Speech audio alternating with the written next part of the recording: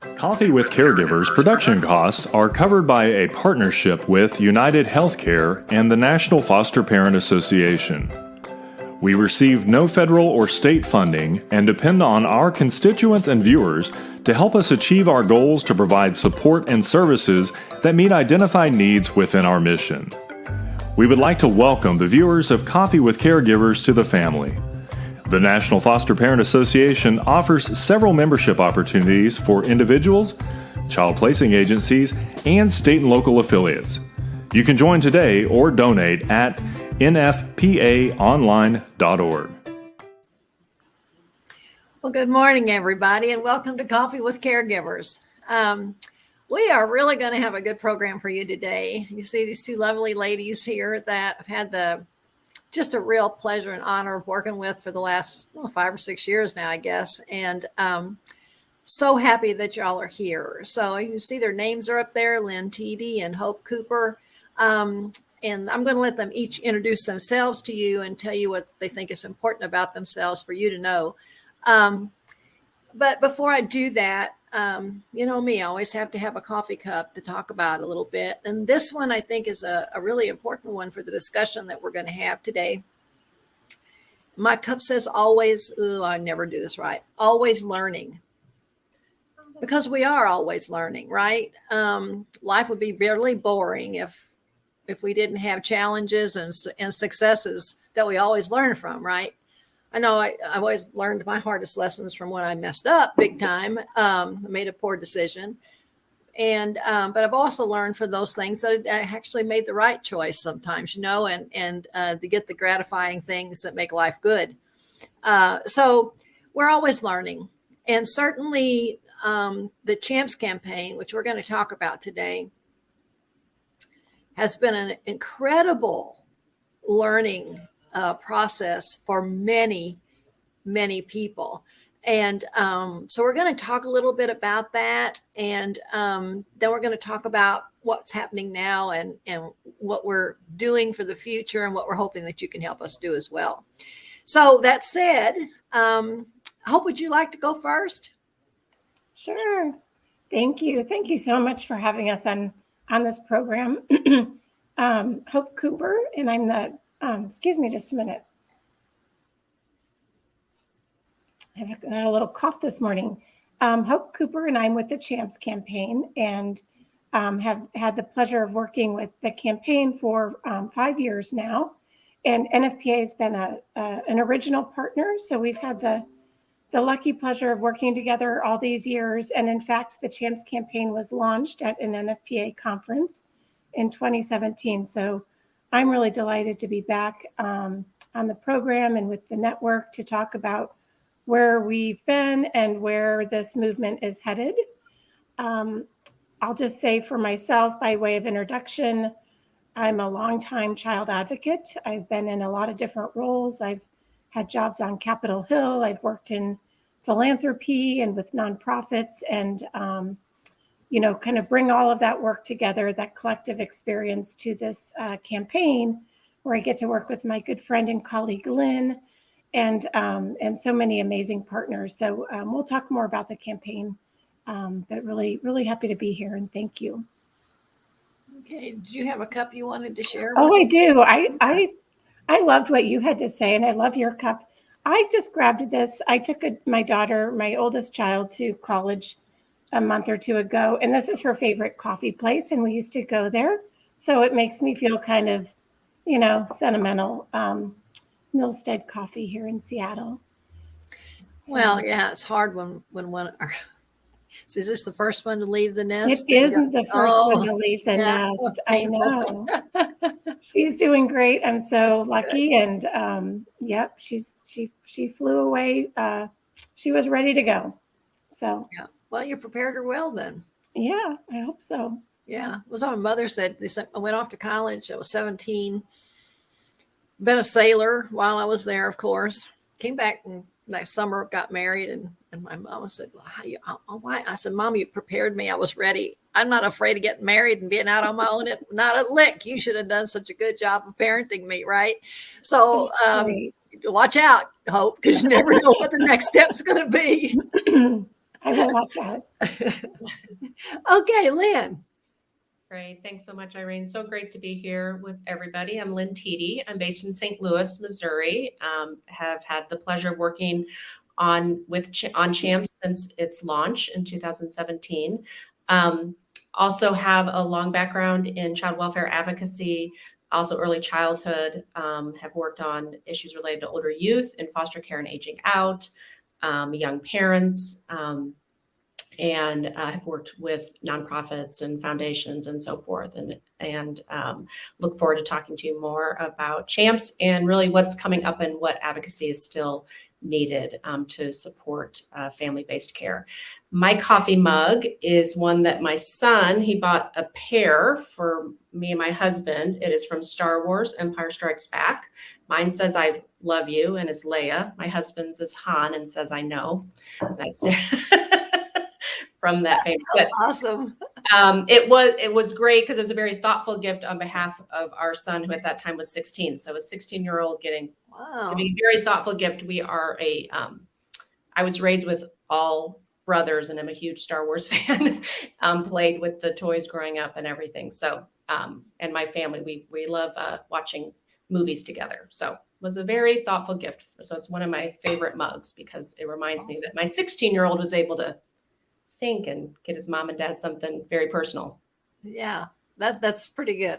But sometimes they're just so wrapped up in themselves yet at that age that they don't really process the rest of it until they're a little older. That's my experience anyway.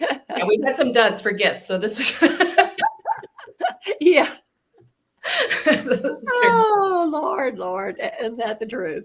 Okay, so let's start out with some background on CHAMPS, which is Children Need Amazing Parents, and kind of, how did that get started?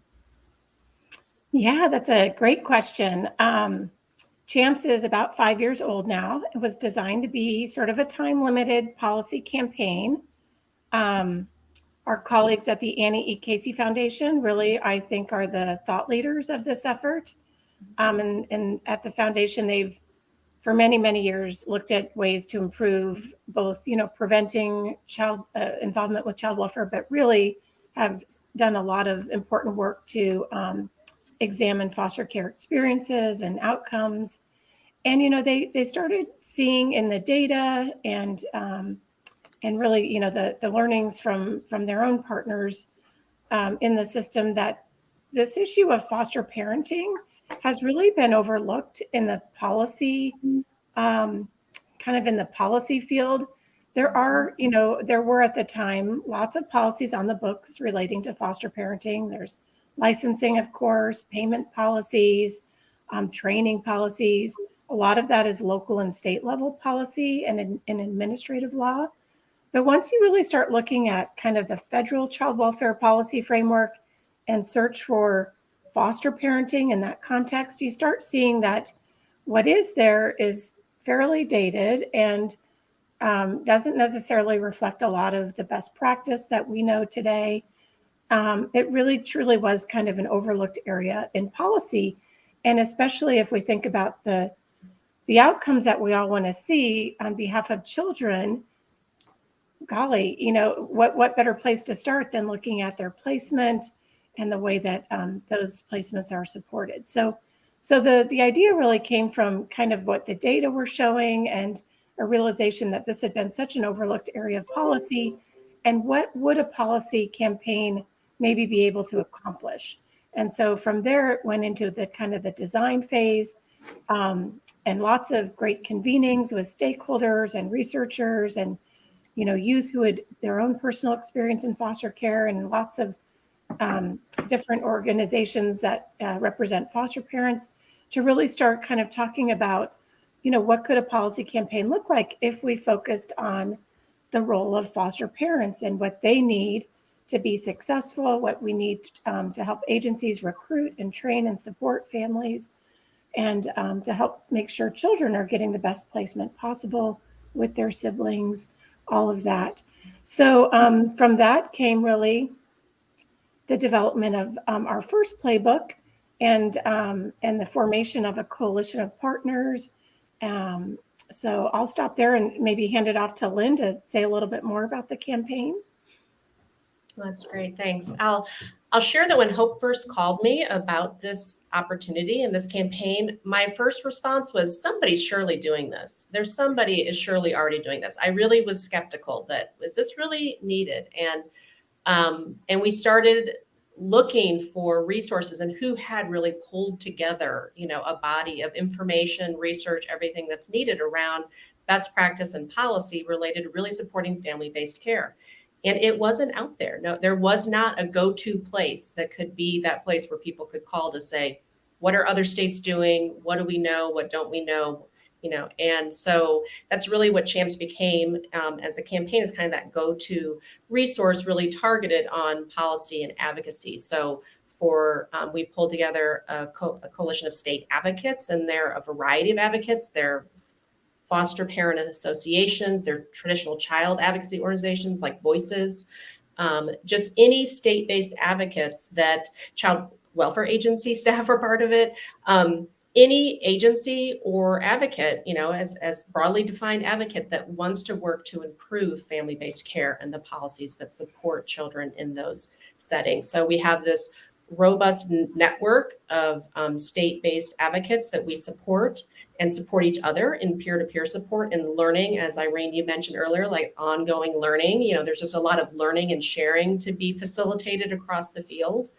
And then we've also leveraged our national partners, and we've worked with legislators. So if there's a legislator in a state that has, that is interested in this area of policy, CHAMPS is someone they can call. So we do very targeted TA with basically whomever is really committed to making change in this space. They can call us, and we will do our best to find examples from other states, connect them to experts in the field, because you have the experts in kinship, the experts in recruitment, in support, and mental health. They're all the training, all the different areas. And what we've done with CHAMPS is sort of brought all those people together that really, work on different pieces of family-based care, and then been able to make those connections to people on the ground that want to make change.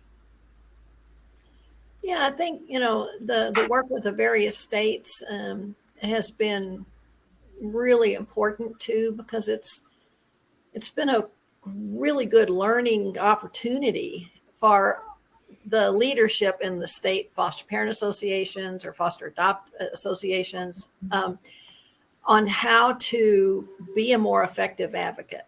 How do you go about that whole process? Mm-hmm. Getting good information, first of all, making sure that it's reliable, right?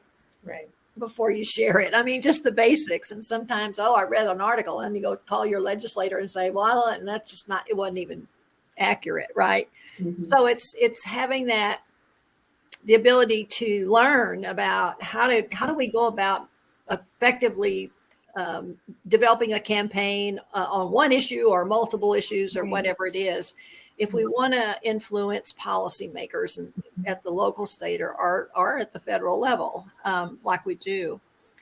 And I think one of the things that certainly has benefited members of the National Foster Parent Association is our Council of State Affiliates, which is made up of a leader from the state foster and adoptive parent associations.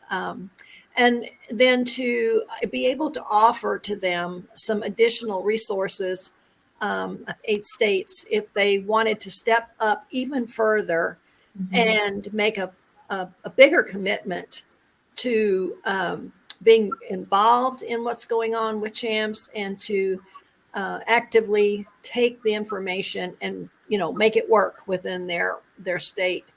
And so we've been very, very grateful for that. And I know those states certainly have been.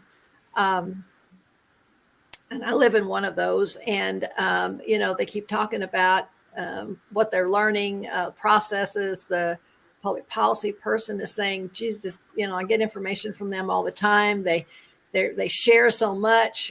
It's helping me do what I do. She's been able to attract a few more people to serve with her in that capacity. I mean, that's all huge. It's because people can see there's support there. Mm-hmm. And I always think about that. If this is a kind of the support that they can get long distance, basically, right, from y'all Right. to feel more effective as advocates. Right. Just think how important that is on the local level and the people who are watching them within their state and their county, right? It's I think it's growing new advocates. We've had people step up here in this state to even say, I want to serve on a state foster parent association board of directors, more than we have in probably the past 15 years. And they're new. I mean, they're younger, they have great energy, and they are feeling empowered and feeling like they have the tools finally, they can be successful and not have to figure it all out themselves. Right. I hope that's being replicated in all the other states, but I can tell you I'm watching it happen here in Texas, and it's really exciting because I was worried about where's the leadership going to come from. All of us old folks are, not doing this anymore and are saying we can't do this anymore. And how are we going to sustain and build on what we've already had?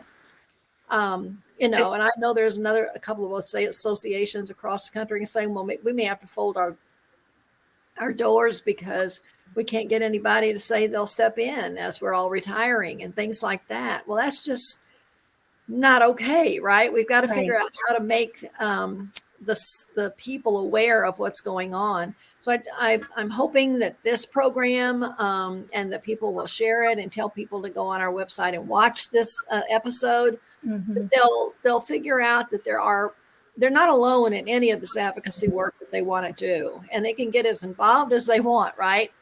I think that's a great point, Irene. You've touched on so many things that are central to our campaign, which is that building a coalition of advocacy partners is so critical to at the state and local level and at the national level. And it provides momentum. It provides an affinity group for others to, learn from each other and feel supported and share ideas. And, like we mentioned, this was not really a matured and developed advocacy space, right? Like there is no better advocate than a foster parent. I'll tell you what, like they are advocating 24 hours a day, 7 days a week, but they're advocating, on behalf of the children in their care, in their community, with their agency. And they're so busy doing that, they often don't have time to look and advocate more for broader kind of the policy types of advocacy, both at the state level and then now even at the federal level, which is what we'll talk a little bit more about. And I would say to that, that foster parents are already advocates. They can do this. There's a lot of tools for, to support them in becoming sort of policy leaders in their state. They know everything they need to know. What they can do is turn to CHAMPS or even to some of the other partners for ideas on how to select a priority, because there are, probably as many as 10 or 15 different priorities that we see partners kind of leading with in the state. So, there is a process to figure out what is it that we want to start with. What's our first ask? What's our first sort of policy change agenda item? So, that can be one of the hardest parts of getting started. And then once you decide that, there are a lot of resources to use. And, that people around the state or the community can come together around that. But I think absolutely we've seen, foster parents have already been the drivers of so much positive change. There's just so much more to do. And I think, we see that there's, these chronic issues, right? You hear about just shortages and lack of support for families and all of the changes, or all the challenges that if you look back in the literature, it was the same set of challenges 30 years ago. So what is it going to take for us to really make a dent in that and start changing the trajectory of those? And, we kind of call it the tipping point, right? Like if we can see policy change in enough states, you start creating a new norm, right? So like one of the recommendations in the CHAMPS playbook is for child welfare agencies to support and engage families through parent advisory boards. We see some really outstanding boards in Missouri and in Illinois and in other places. And this is where foster parents are at the table in a regular way, supported, meeting with the director and other child welfare agency staff on a regular basis, part of decision-making, part of bringing concerns to the table, all of these things. And, we think if you could see those get established in 20, 25 states, then you have a new norm. And if you're a state that doesn't have one, now you're kind of behind, right? So you start kind of moving the bar. And we'd like to see this across the board on a number of policies. If you take supports for family, foster parents and kinship foster parents, we're asking for this at the federal level, but it's the same at the state level. We'd like to see agencies establish a core set of supports that every foster family can tap into when they need it, whenever they need it, for however long they need it, but to really develop those with foster parents, to come together, figure out what are the supports that you need for, every child, every age, and have an investment in those supports, make those available. I mean, it's the one thing we've heard most consistently, that the hardest thing to, for foster parents is when they don't feel supported, when they can't access, whether it's the caseworker or the service that they need. Peer support we keep saying this to every policymaker we meet. It's such a cheap and easy solution. I mean, to invest in some of the peer support models does not take a lot of resources, and it can be a huge game changer. So we'd love to see peer support models across the board, across the country, where every foster parent feels really connected to other foster parents that they can call in that sort of peer-to-peer way, in addition to other supports. So, we get excited about the policy changes that we've seen happen.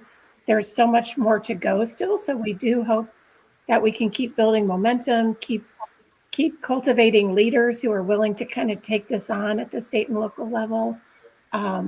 So it's exciting. It is a movement, and it's a policy movement, but it's really one where I think foster parents have been leading it. They'll continue to be leaders in this.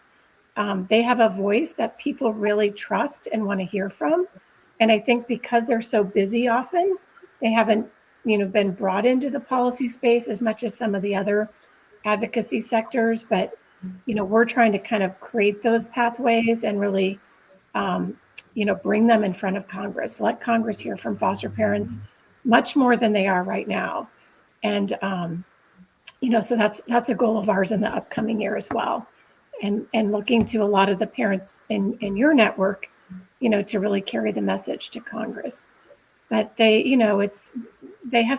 foster parents have so much expertise and knowledge. They really have authority on this issue, and just kind of knowing that and being confident in that, I think is also important. It brings me to a conversation I had last Saturday evening with a person who fostered for quite a while, adopted a couple of kids, and was looking to go into a leadership role. And she was sitting by herself, and when I first met her, this was, 6 or 7 years ago, maybe, at a conference. And she was talking about the conversation that we had with each other upon that first meeting. And she said that she was sitting in this big ballroom a little early for the big general session at the foster parent conference. I think we were in Florida, she said. And she said she was feeling inadequate, like a hick from some rural state, and totally unqualified, and wondered why was she really there, and was feeling intimidated. And she said, you walked up to me and you said, "Oh, can I join you?" And you sat down and started talking to me. And she said, and I felt comfortable. And I said to you, I feel like I don't belong here. I don't think I can do what these foster parents are talking about doing as far as advocacy work. And she said, you took my hand and she said, "Look, I'm a girl that was raised on a hog farm. That's my beginnings. And if I can be raised on a hog farm, nasty, dirty, stinky work, and I knew I wanted different in my life, you can be anything and anybody you want to be. You just need to hang around with the right people. And I said, you're at this conference hanging around with the right people. And the other thing she said that I said, which again, I don't even remember saying this. She said, you also told me what your favorite quote was. And I said, I did. What was it? And she said, you said, if you're not invited to the table, take your own folding chair. And then I just brought that back because those years ago, that's what I did. That's what I had to do in order to be an advocate. I mean, I did, because we were not invited to the table. Right. Hope, just like you're talking about, we're Yeah. there. Yeah. So take your own folding chair and just go, and she said that made all the difference in the world. You need that empowerment. I mean, yes. And I think that's what CHAMPS is doing for so many people. It's giving them that message and that empowerment and tools. Right. I think too, that's so powerful. And like I said, foster parents are natural advocates. They have seen something that others did not always see. They see need, they step in, they do the work. And they understand the work already. They've been doing it. And it's simply just using their voice in new ways and with new audiences. And I think the thing I would like foster parents to know is people want to hear from them. People in the policy space, members of Congress, state legislators, they feel already that they should know more than they do about this issue area. They're looking to learn, and foster parents are a very trusted community. So I would say take that opportunity, step into that, share anything, share what you do, share an example, and then, always use that opportunity to say what it is that you see, is needed to make things better, right? And it's always on behalf of children, what foster parents, if we put them in charge of child welfare for a month or two, I think we'd have a completely different system that worked a lot better, right? So, we have to kind of chip away at that, but, continue to lift up what they know. And I think what we see in CHAMPS and what really is the design of CHAMPS is to create this as more of an issue advocacy space, right? So it's not just foster parents advocating for family-based care issues. It's a lot of other organizations, including, statewide child advocacy organizations that can kind of echo and support and also carry the same messages about what's needed to strengthen supports for family-based caregivers. So there's I think a kind of a big bench of supporters out there. And so it's, building those relationships, working together to kind of build those policy priorities and agendas. And, we're here to help. There's nothing that makes us happier than to get a phone call from someone, especially a foster parent, to say, we've got this bill in our state legislature and we're really interested, or we're concerned about it, or we like it, or we'd like there to be a bill. I mean, this is what we're here for. We would love to support anyone getting started at any place on this, because it's exciting. It's, it's the mission of CHAMPS to do that. And, I think as we look ahead, we'd really like to see so much more, so many more changes at the local and state level really take hold. I think we've seen some really promising things in recent years, but there really is quite a bit to do here. So we'd love to rally as many, advocates and leaders as possible and think about how to support them in this work. I think, we haven't mentioned group care, but there's, I think some of the impetus for CHAMPS was to talk about what we needed if we're going to do better about not placing children in group care as sort of a first placement or a convenient placement. So what is the alternative? Well, it's family-based foster care. And then what is that? And how do we really strengthen that and make that a very robust sort of network everywhere? And, there's some success stories out there. There's some amazing work that's gone on in New Jersey around, they pay foster families who are willing to take sibling groups. They'll pay them a stipend even when they don't have a placement because they want to keep them I'm open. available for when they do, so that that doesn't cost them very much, and it's the payoff is huge. You have sibling groups that can stay together.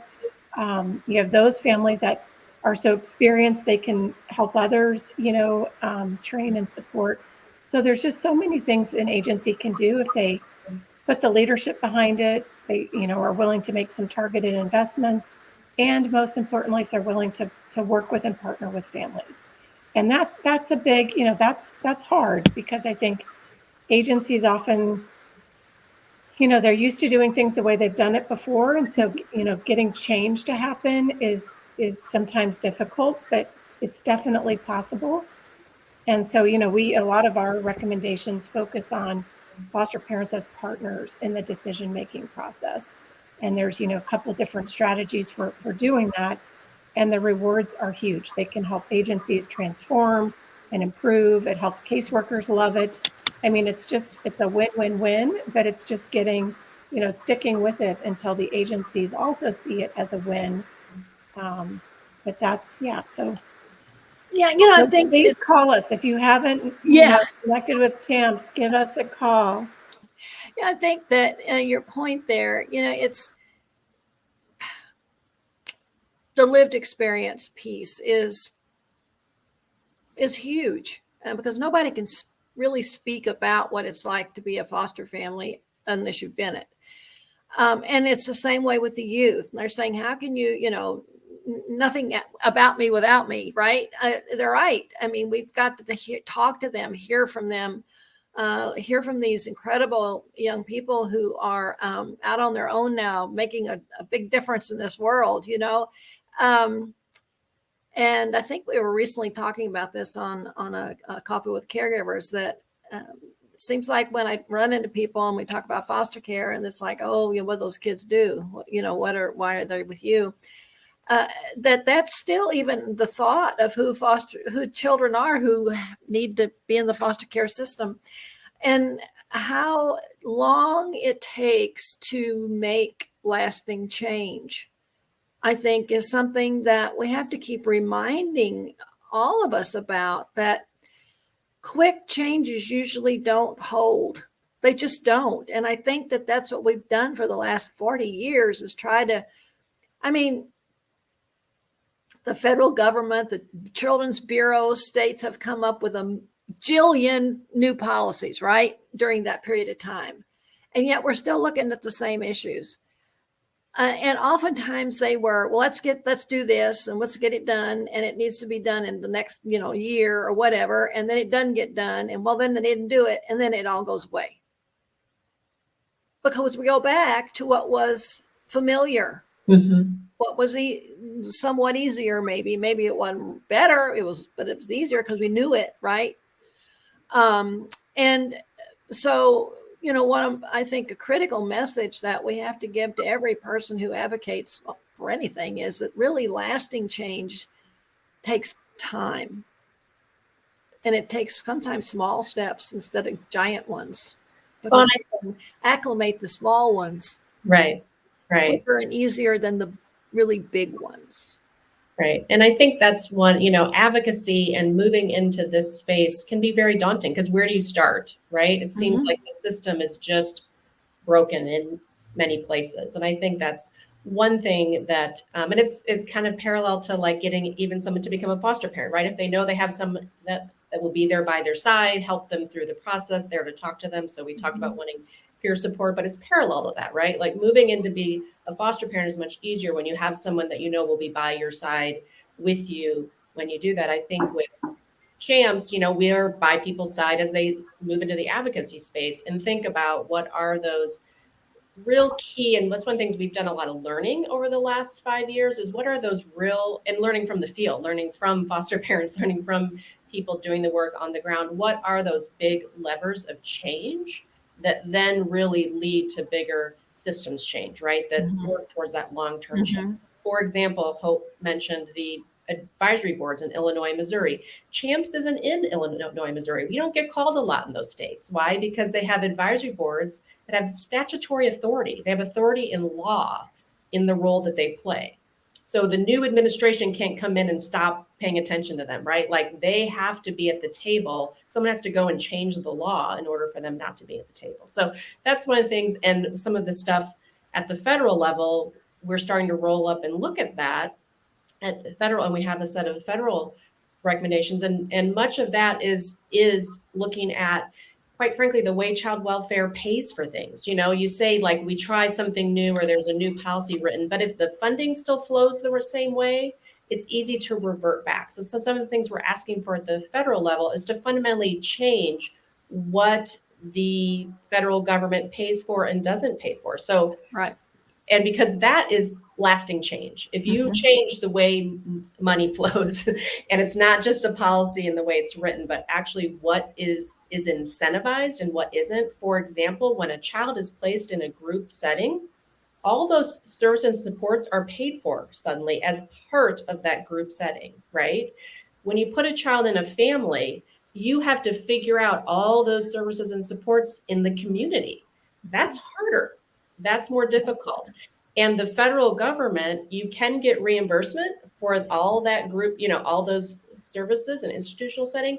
Federal government does not reimburse for all those, you know, peer support, like the kinds of things, respite care, you know, it's very difficult. It's either not reimbursable or very challenging to reimburse for. So there's no incentive for states to provide those community-based services that will help families. So that's one of our, you know, after working in states and really learning and seeing best practice and seeing what has worked in states, we've rolled up to some federal recommendations that are trying to get at structural things that will lead to those lasting long-term changes. Changing things, the federal level is kind of a blunt instrument, a federal policy, but if you can change a few things there and it flows down, hopefully it can lead to lasting change at the state level. I think that's a good segue into briefly discussing kind of the latest letter to Congress. Yeah. And there were 4 main recommendations, and it's like you said earlier, Hope, there could be a whole lot more, but you know, you have to start somewhere, right? And not be too overwhelming. So we've got about 10 more minutes, and I was wondering if we could just kind of talk about these 4 recommendations and then what folks out there can do to help promote this agenda. We would love to. So these 4 recommendations were the results of working with our state and local partners for about 8 or 9 months. Many foster parents, I mean, really, we've learned so much from so many different foster parents across the states that we're partnering in. So really want to credit all of their great ideas with these. And so we have 4 federal recommendations.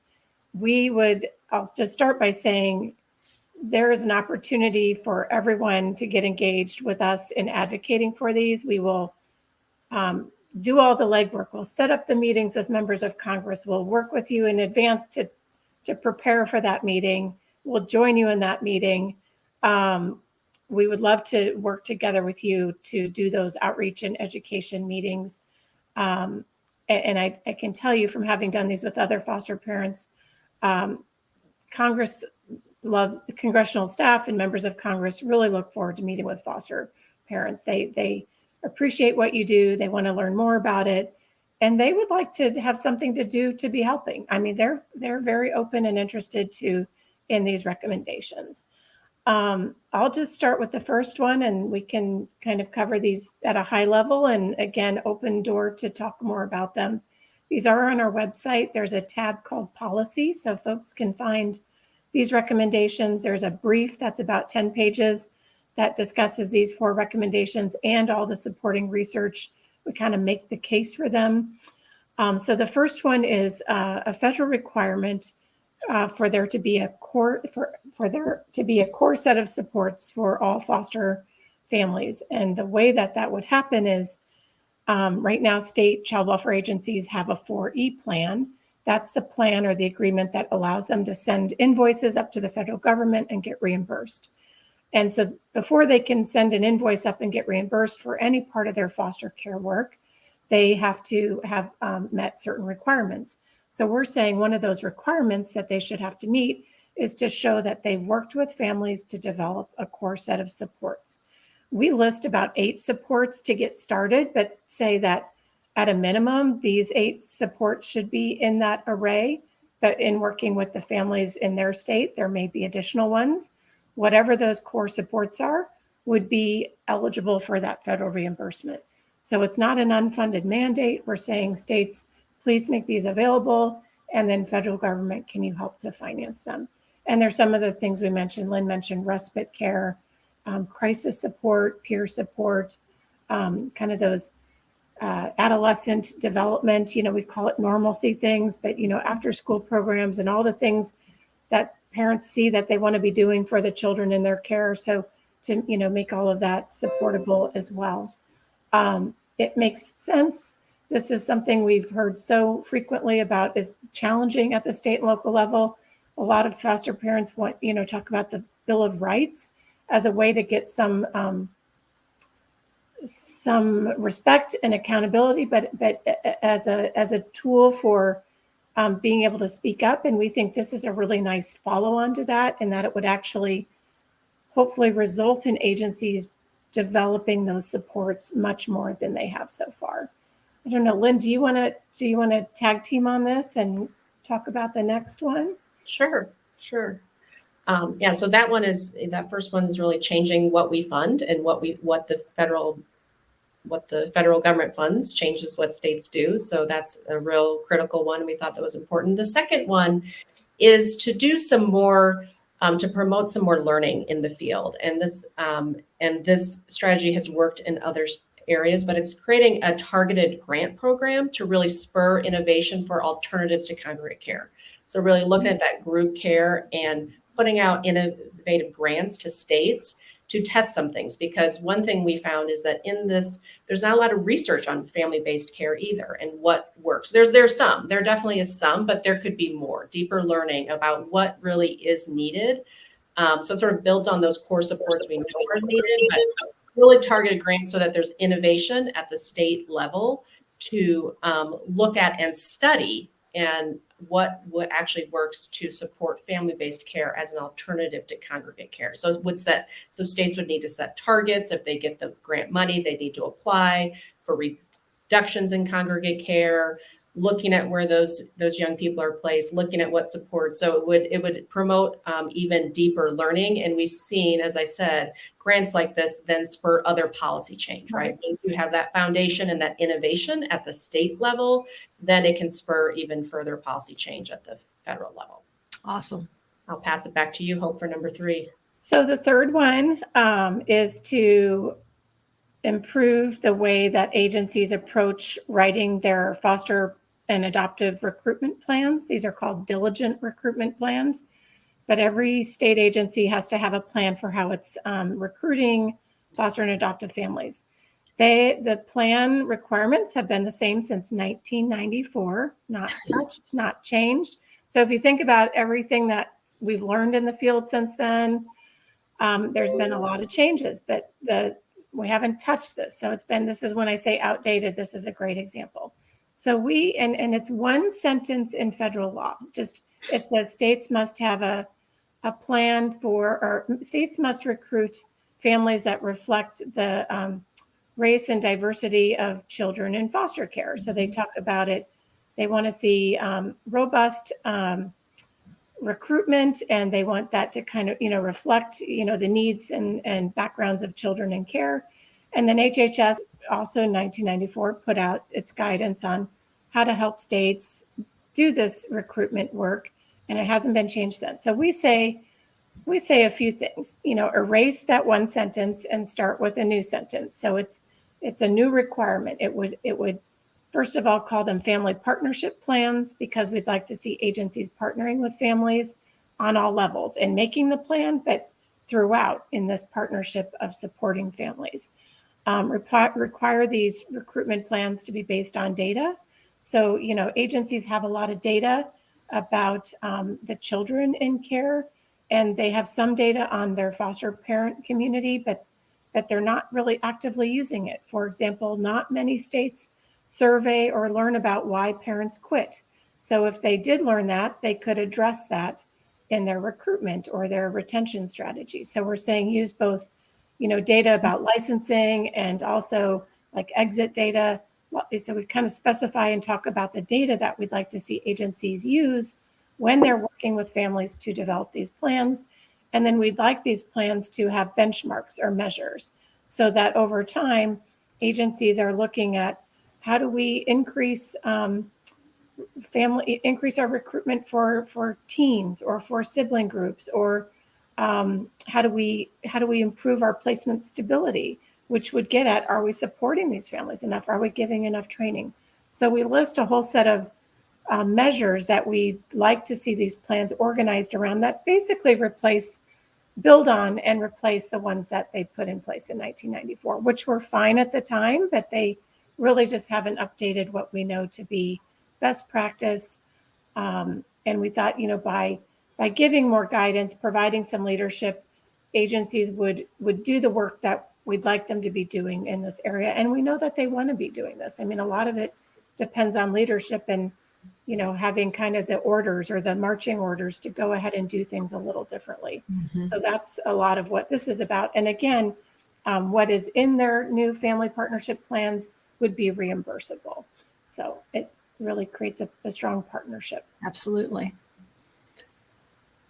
Lynn, you want to take 4? Yes. Real quick, the fourth one, these are all interconnected and kind of support each other. The fourth one is very simple, a required annual census of foster families. It's just the basic right. that is needed at the federal and the state and the local level to do all these other things. But there needs to be a requirement in an annual report. So to give Congress, to give state legislatures, to give everybody the information they need to make informed decisions. So that's our fourth. I tell you what, we've been asking for that for 20 years or more, right? And I know you have. I mean, all the time, and just can't seem to figure it out. But I think that it's time, right? Mm-hmm. How can you make good plans if you have no clue how many people you're planning for? Right. It just doesn't make any sense. And that all goes to expenses too. You've got to know what it's going to cost you to have these supports and services for. Is it 120,000 families? Is it 300,000 families? Right. What is it? And so that all plays together. Y'all are so correct that these 4, I think they're brilliant that you put them together, and that the advocates have worked with you to put these 4 forward first. Because they are interrelated, but they will make a difference for then building the rest of the list out as time goes by. Exactly. Well, our time is up, and I hate to say that because I enjoy talking with y'all so much, and I think the message that you provided to all of our viewers today is so important. Any closing words on how they could help in this effort if they choose to do so? I would say thank you for what you're doing already. You're already part of making things better. We would really encourage anyone not involved in the policy work in your community to really think about how you can get engaged in that way. We'd love to have that conversation with you to help explore that and build those initial connections. So we hope, reach out to us or let us know of your interest, and we'll find ways to be helpful. But just really encourage it, because it is a movement, and it's wonderful to see foster parents, leading that movement and drawing on their own expertise with policymakers. Right. I would just add, think of if you even just start with one thing, reaching out to, getting connected. We can connect you to advocates who's doing work in your state, and meeting with your legislator one time, calling your member of Congress one time, or meeting with them one time. Just even think about one thing that you're passionate about and you want to advocate on, and take that first step. Yeah. That's often, then you're like, oh, I can do this. And then I can do that. That's right. That's right. I think that's how we all started out, scared to death and intimidated and, but my grandma always said, don't ever let anybody think they're better than you, Irene. They put their pants on one leg at a time, just like everybody else does. And, that's been going for decades and centuries and generations and all, but it's the truth. That is the truth. And so I think that, we just have to understand that there's going to be some butterflies in our tummies and doubts in our minds, but the purpose of what we're doing this far outweighs those butterflies and those doubts. So is the best way to maybe get a hold of you is go to the website? Is there a contact us on there, or? There is, and we'll make sure to put it up there. I mean, Lynn and I, you can reach us at Hope@Fostering Champs or Lynn@Fostering Champs. We do, the website too, but just reach out directly by email. Irene knows how to reach us. So, go to Irene and she'll help make sure. But yeah, we have, Lynn sponsor or runs regular workshops, policy workshops. Be happy to share, ones that we've already done or involve you in upcoming workshops. So there's so many ways that, we'd love to kind of get started on this work. And there's already a neat coalition of partners that, is working hard and building momentum. And it's an exciting sort of advocacy effort to be involved in, and a really important one. I mean, there's just a lot of work to do, and would love to engage. Well, thank you. Thank you, ladies. I know that this work will continue because it's too important not to. I'm hoping that, some other funders might come forward and see the value of this and want to continue for a few more years to just kind of solidify everything and help the advocates feel as comfortable as possible. But even if not, I'm hoping that the National Foster Parent Association, through their Council of State Affiliates as well, will be able to keep this movement going for a long, long time, and that we have the tenacity that we need not to give up, right? Absolutely. All right. Well, thank you so much. And thank you also to all of our viewers today. We appreciate you. We hope you got some great information and that you can utilize, and that you'll truly think on it, pray on it, and, maybe step forward and help the situation where you live.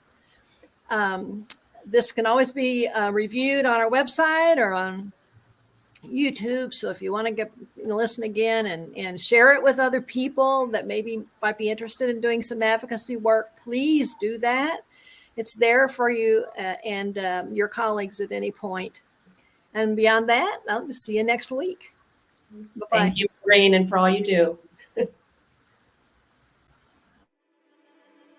This episode is brought to you in partnership with our friends at United Healthcare. For more information about United Healthcare, please visit www.uhc.com.